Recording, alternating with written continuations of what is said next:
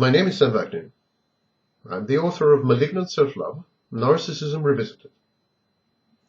The PCLR, the Psychopathy Checklist Revised Test, is a prime example of everything that's wrong with psychological tests and structured interviews, and why they have very dubious predictive and retrodictive power.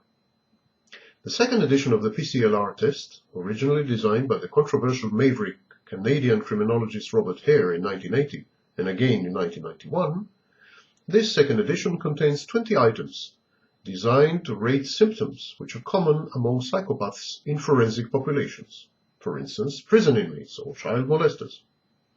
The test is designed to cover the major psychopathic traits and behaviors: callous, selfish, remorseless use of others, known as Factor 1, chronically unstable and antisocial lifestyle, Factor 2, interpersonal and affective deficits, an impulsive lifestyle and antisocial behavior, and so on.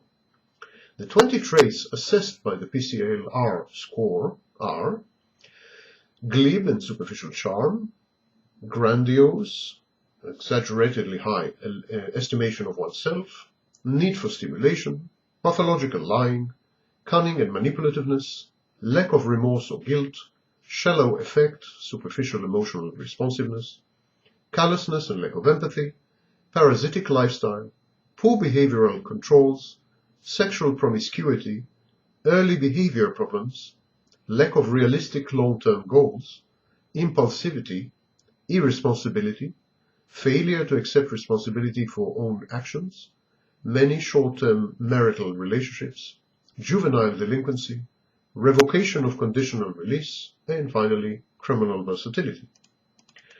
Psychopaths score between 30, that's 30, between 30 and 40. Normal people score between 0 and 5. Last time I took the test, I scored 13, 1-3. Not exactly a psychopath, but not exactly normal either. But Hare himself was known to label as psychopaths people with a score as low as mine, 13. The PCLR is therefore an art rather than a science, and it leaves much to the personal impressions of those who administer it. As I said, even Hare himself contradicted his own teachings regarding the test. The PCLR is based on a structured interview and collateral data gathered from family, friends, and colleagues, and from documents.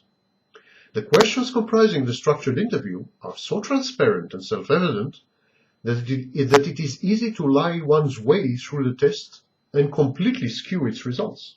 Questions are naive. Moreover, scoring by the diagnostician is highly subjective, which is why the DSM and the ICD stick to observable behaviors in their criteria for antisocial or dissocial personality disorders. Hare's work is widely rejected by the Diagnostic and Statistical Manual Committee.